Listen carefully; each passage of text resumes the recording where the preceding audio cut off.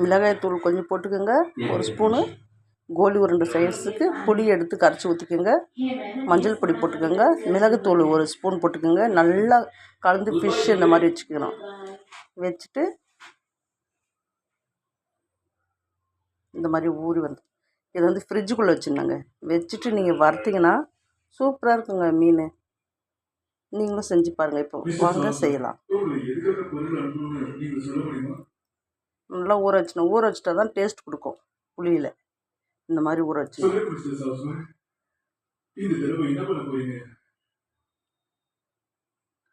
ஃப்ரிட்ஜுக்குள்ளே வச்சு எடுத்துக்கணும்.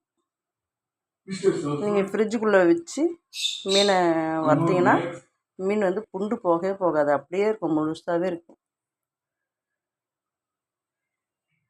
வாங்க செய்யலாம்.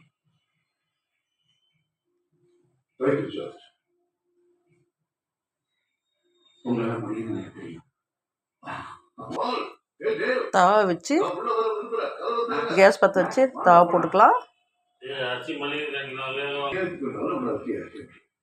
தவா வந்து நல்லா காயட்டும்.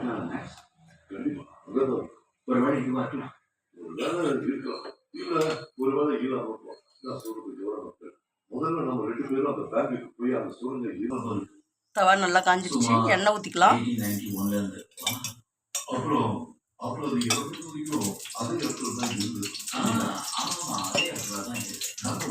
உங்களுக்கு எவ்வளோ எண்ணெய் தேவைப்படுதோ அந்த அளவுக்கு எண்ணெய் ஊற்றிக்கிங்க. நான் கொஞ்சமாக தான் ஊற்றிருக்கேன்.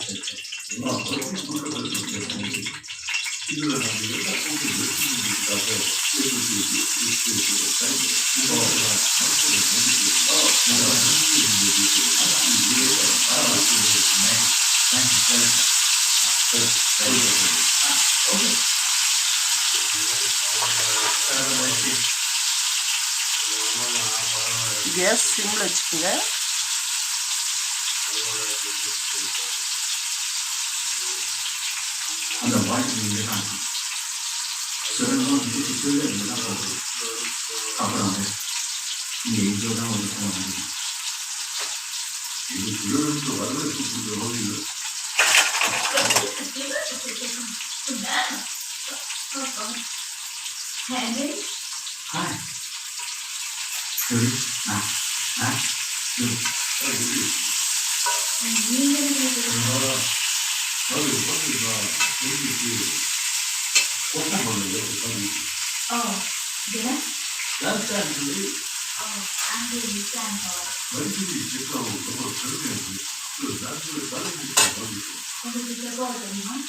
நீங்கள் ஃப்ரிட்ஜில் வச்சிங்கன்னா ஒரு 10 நிமிஷத்தில் நல்லா கூலாகிடுங்க.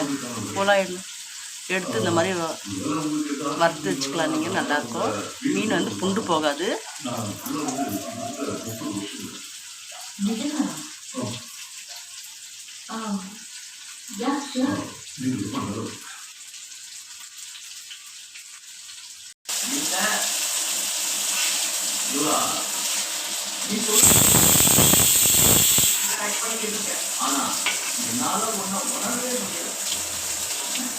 நல்லா சவுட்டன்னு எடுத்துக்கோங்க. நல்லா கலர் இந்த மாதிரி சேஞ்ச் ஆகணும்.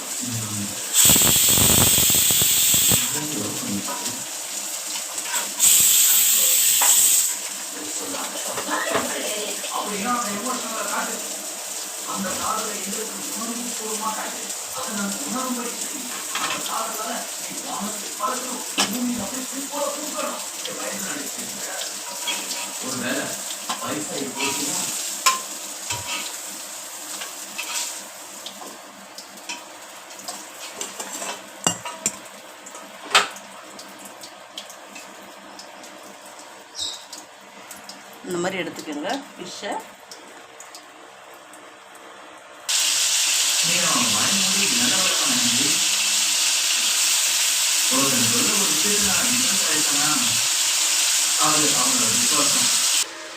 கூட வெங்காயம் வச்சுக்கோங்க. வெங்காயம் ஃபிஷ்ஷு சேர்த்து சாப்பிட்டிங்கன்னா ரொம்ப சுவையாக இருக்காங்க.